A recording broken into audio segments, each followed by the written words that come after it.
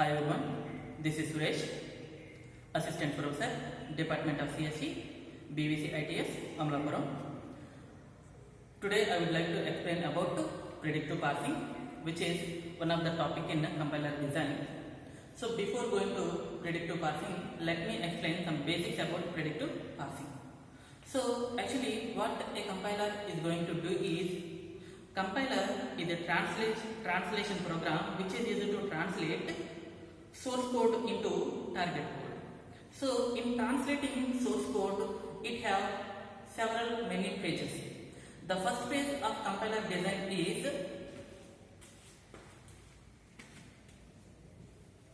lexical analysis phase.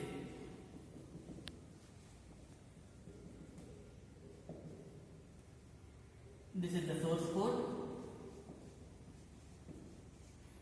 and the second one is syntax analysis phase.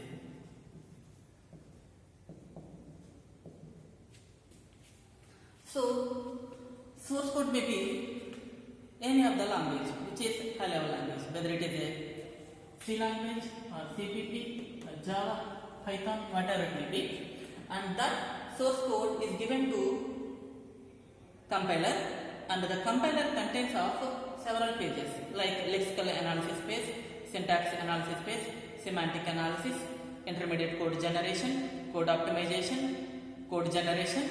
So these many pages are going to represent or used to represent the target code.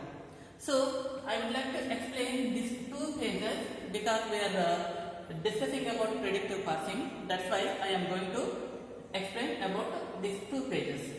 So source code is given as input to the lexical analysis page. What the lexical analysis page is going to do is, it divides the source code into tokens. What are the tokens? What is a token? So token is the smallest individual unit in a program is known as a token. What are the smallest individual units? Keywords, identifiers, constants, operators, of course some special symbols. So these are known as tokens. So the lexical analysis phase is going to divide the source code into tokens, and these tokens are given as input to the syntax analysis phase. So this syntax analysis phase is going to construct a parse tree. So what is a parse tree? What is parsing? In syntax analysis, each page is known as parsing. Or else we can say that graphical representation of parsing is known as syntax analysis. We represent graphically. So how these tokens are dividing into a graphical representation will be explained by using syntax tree or parse tree. Suppose, for example, I am taking an expression that is A equals to B plus, and this is my source code, and this source code is given as input to the lexical analysis phase. This lexical analysis phase is going to divide this expression or source code into tokens. So here this is an identifier, and equals to is an operator, and the B is another identifier.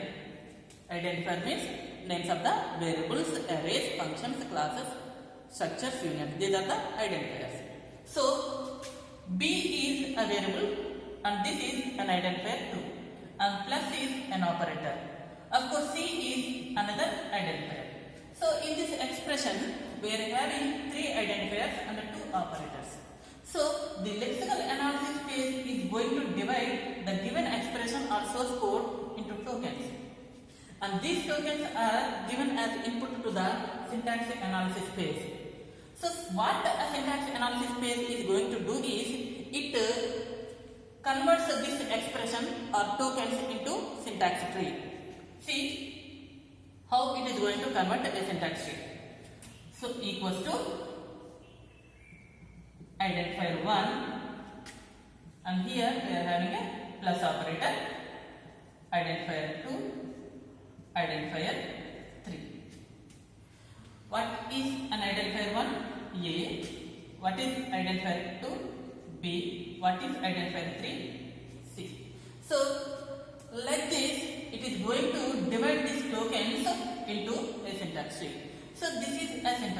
or we can say that this is a partial. So, and coming to here, this concept is predictive parsing. Okay, so what is predictive parsing? We are predicting the parsing by using two kinds of methods. Okay, so let me explain you what are the approaches, what are the methods we are using in predictive parsing. Okay, so predictive parsing. So as the name says, we are predicting this parsing technique. How we are predicting is we are using two approaches to generate predictive parsing or else to generate predictive parse tree. Okay, so these are the methods which we are using in predictive parsing. Okay, so first one is first of X and the second one is follow of B. So let me explain you how we are going to construct first.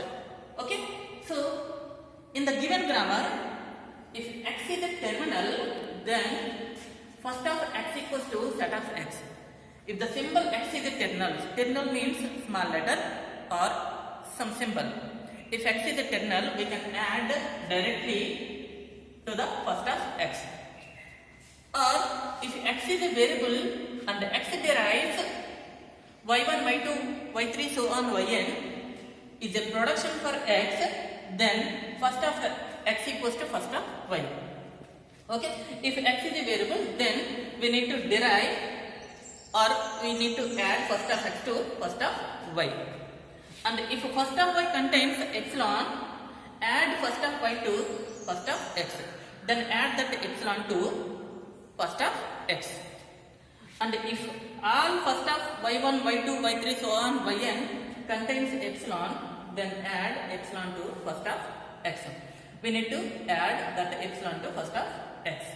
So this is how we are going to derive first of X. And coming to follow of B, for starting symbol add dollar. For starting symbol we need to add dollar in that follow set. And if the grammar is in this way or in this format, that is A derives alpha, B beta, and we are going to find out follow of B, then follow of B equals to first of beta. Or if first of beta contains epsilon or the grammar is in the shape of A derives alpha, B, then add follow of A to follow of B. This is how we are going to find out follow of B and first of X. So let me give you an example, then you will understand how we are going to find out or derive first and follow. Let us consider the grammar. So this is the grammar which I am going to find out first and follow. Okay, so the grammar is E derives TE dash, E dash derives plus TE dash or epsilon, T derives FT dash, T dash derives star FT dash or epsilon, F derives ID within bracket E. Okay, so this is my grammar and I am going to find out first and follow. This is grammar. By using that first and follow, we are going to generate a predictive parse table. Okay, so how I am going to find out first? Let me explain you. Okay, so I am going to find out first of E, first of E dash, first of T, first of T dash, and first of F. So before going to find out first of E, you need to find where E is presented in the grammar. That means right hand side E is presented. So pick that production. Okay, so means find out where E is in the right hand side production. So here there is no E, only E dash is there. Here we are finding E. So take that product. Okay, so I am going to find first of E, then you need to check first of E equals to first of T. First of T equals to first of F.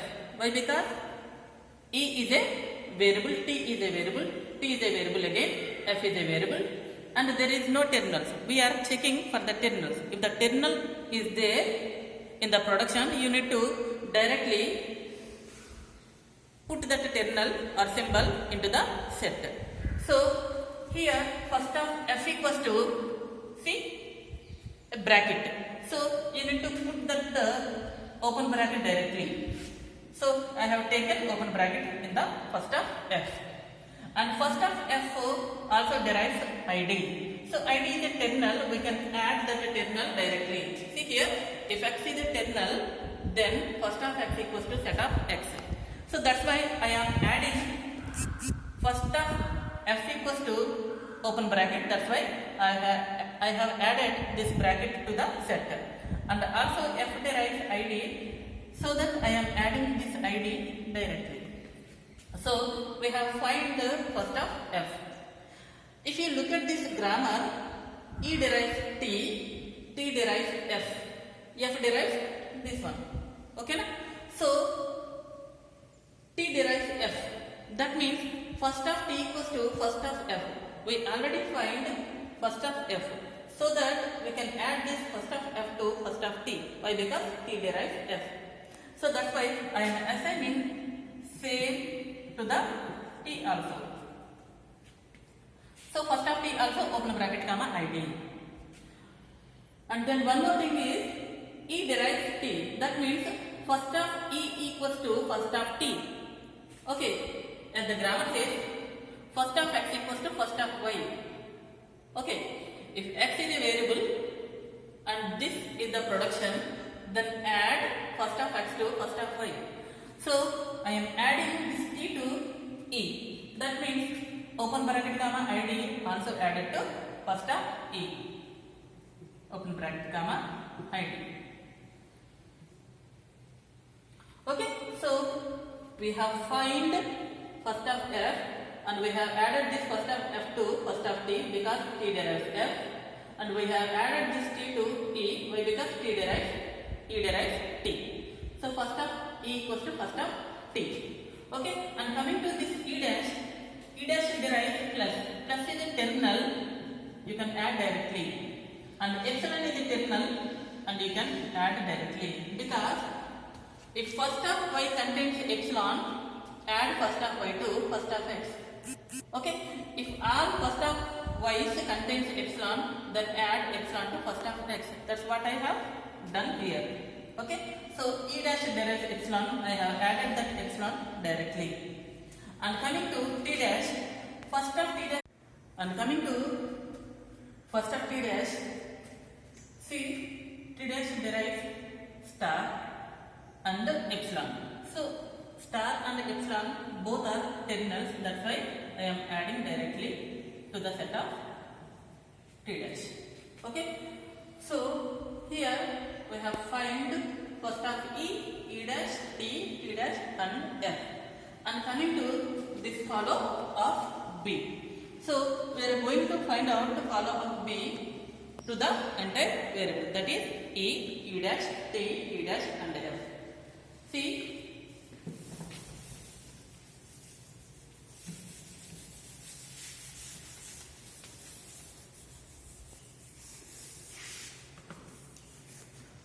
so follow of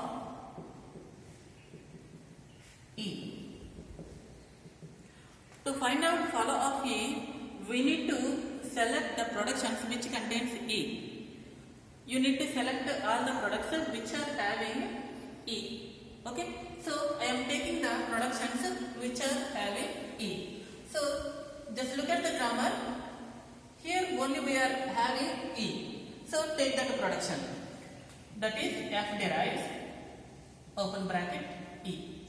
Okay, so this is in the form of A derives alpha, B and beta. So I am going to find out the follow of E, that means follow of B. We need to take or we need to add first of beta. So what is first of beta? First of close bracket. That means first of beta. What is my first of beta? Close bracket. Why? Because beta is a terminal. Okay.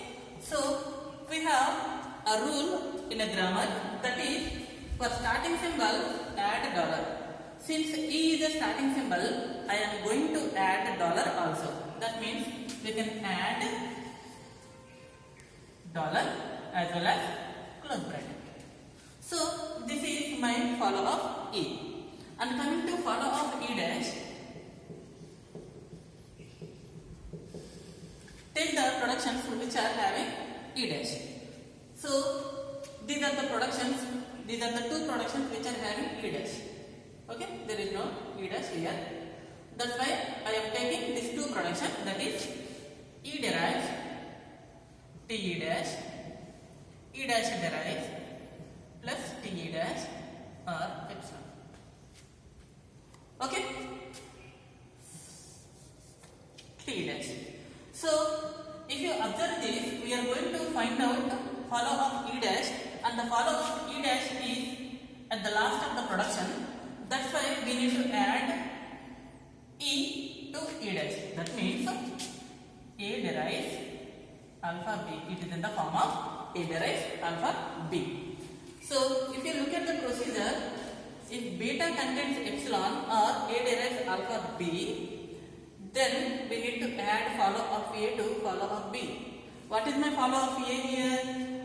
My A is E. We need to add follow of E to follow of E dash. What is my follow of E? Dollar comma close bracket. So I am adding this dollar comma close bracket to E dash also. Okay? And coming to follow of T. So take the productions which contains T. So here we are having the same productions, we are having T in both places. Okay? So I am going to find out follow of T, and my T is at the beginning. We need to take first of beta. What is my first of beta? First of E dash. What is my first of E dash?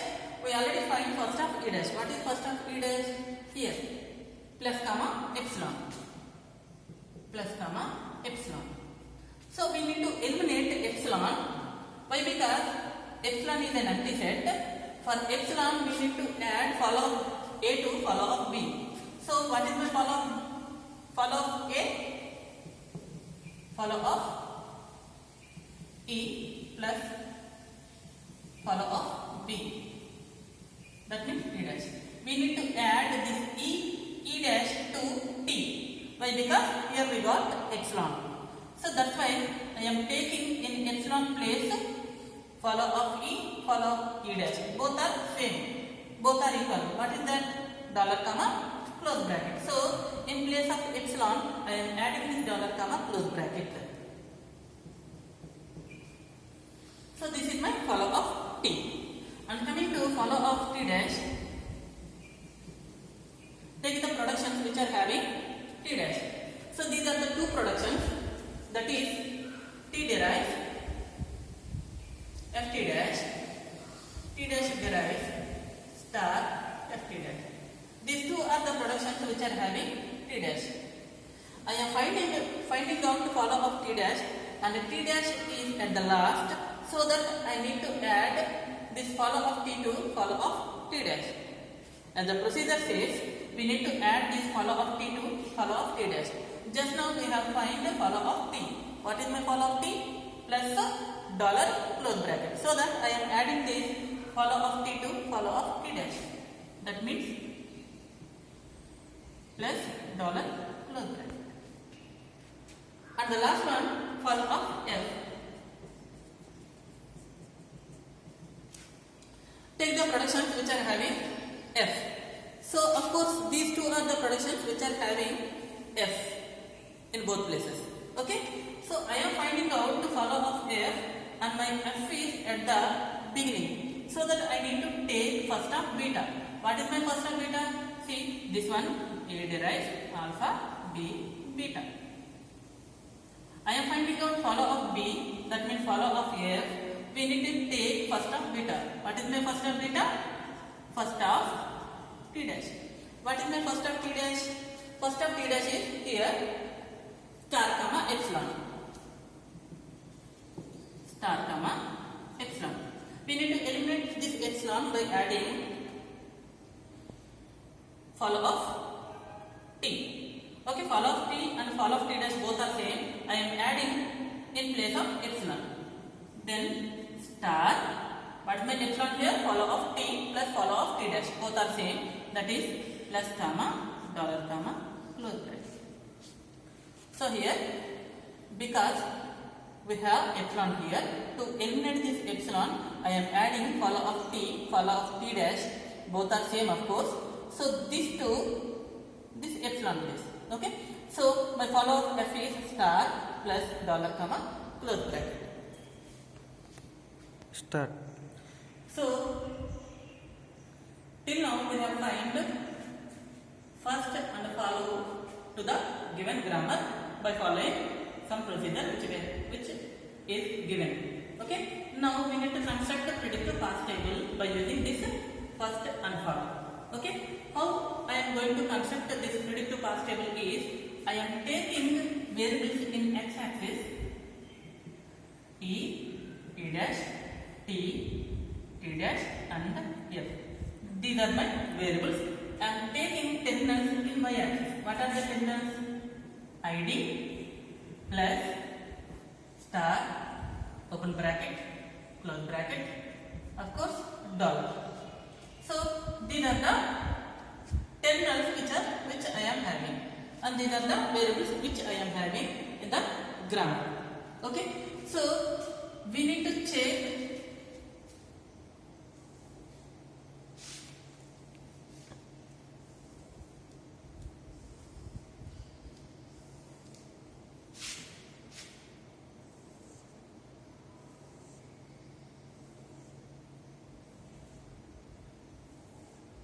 so this is the table. So we need to take first of E first, and we need to place the entire production in open bracket comma ID. So I am placing the product in place of open bracket comma ID. Why? Because first of E is having open bracket comma ID. That's why I am taking this production. I am placing it in open bracket comma ID. So E on ID, that means E derives TE dash, and at the place of open bracket E derives TE dash.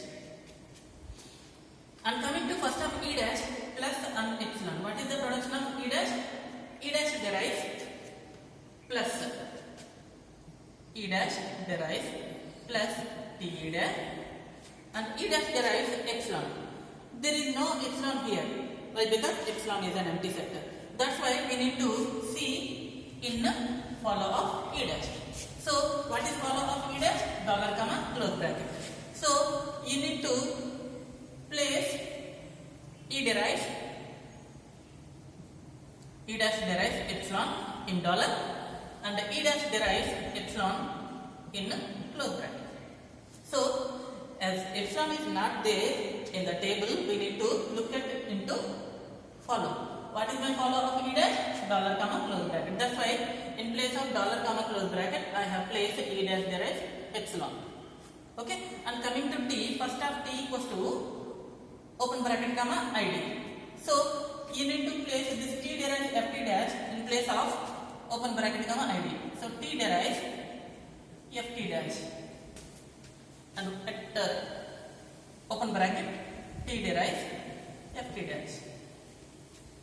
And coming to T dash, first of T dash is star comma epsilon. So what is my production? T dash derives in place of star, T dash derives star FT dash. Okay. See, we are having epsilon here in first. So what we have to do is we need to look at the follow of T dash. What is follow of T dash? Plus star, sorry, plus dollar comma close bracket. In place of plus you need to place t dash derives epsilon. In place of dollar, this one t dash derives epsilon. In place of close bracket you need to place t dash derives epsilon. Okay, and coming to last one, first of f is open bracket comma id. You need to place this f derives e and f derives id in place of open bracket comma id. So in place of open bracket f derives e. In place of id f derives id. This is my parsing table. By using this parsing table, we need to construct push down automata. By using the push down automata, we can construct a parse tree. Okay. So by using this predictive parse table, we are going to construct push down automata. So push down automata contains of three variables. Those are stack, input, and action to be taken.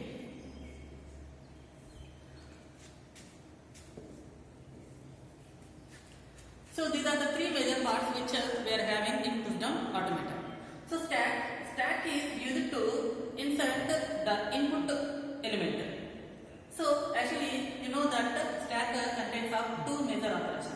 Those are push and pop, which are done at only one end, that is top. So here I am taking E as my input in the stack. I am taking the static symbol in the stack. Now my top of the stack is E, and I am taking an input symbol id plus id dollar. And this is my input string. Now you need to compare the top of the stack with the input of the string, and this dollar indicates the end of the string. Okay, so I have inserted dollar in the stack first. I have inserted E on the top of the stack. So now look at the table by seeing E on id. So this is my table. E on id is E derives T dash, so that I am placing T dash in place of E. So E derives T E dash dollar. Still my input symbol is id comma, so id plus id dollar, because what is the action is E derives T dash. Okay, and coming to now top of the stack is T and the input symbol is id. Now T on id. What is my T on id? T on id. T derives ft dash. Now place ft dash in place of T. Ft dash T dash dollar. Still my input is id plus id dollar, because T derives ft dash. Now f on top of the stack is f, and my input symbol is id. F on id. So f on id is id. Place id in place of f. id plus id dollar, because f derives id. Okay. Now top of the stack and the input symbol both are same, both are equal. Pop them. Okay. Now T dash dollar. My input symbol is plus id dollar. Okay. You can write pop here. And now T dash on plus. What is T dash on plus? T dash derives epsilon. You need not to write epsilon here. You simply write T dash plus id dollar. You can write T dash derives epsilon here. Now E dash on plus. What is E dash on plus? E dash derives plus T dash plus T E dash dollar plus T E dash. Okay. My input symbol is plus id dollar, because E dash derives plus T E dash. Now plus and plus. Top of the stack is plus and my input symbol is plus. Both are same. Pop them. Now my input symbol is T dash. Top of the stack is T dash dollar and my input is ID dollar. Now T on ID. What is T on ID? T on ID is FT dash. FT dash E dash dollar. Still my input symbol is ID. T derives FT dash. Now F on ID. F on ID is F derives ID. ID T dash dollar. ID dollar. F derives ID. Now ID and ID, both the symbols are same. Copy. Now T dash dollar. Dollar. Now T dash on dollar. What is T dash on dollar? T dash on dollar. T dash derives epsilon. You need not to write epsilon here. You simply write only T dash dollar. Dollar. T dash derives epsilon. And E dash on dollar. What is E dash on dollar? E dash on dollar. Epsilon. You need not write epsilon here. You simply write dollar. Dollar. E dash derives epsilon. So we have reached bottom of the stack. That means empty. The dollar indicates empty of the stack, and this dollar indicates end of the string. Both are reached to the end, so that we have reached or completed our push down automata. So now we are going to construct a parse tree by using these actions. I am taking these actions to construct a parse tree known as predictive parse tree. See how I am going to take these actions as parse tree. Take starting symbol E. Of course, E derives T, E dash, T, E dash, E derives T, E dash, and the T derives F, T dash.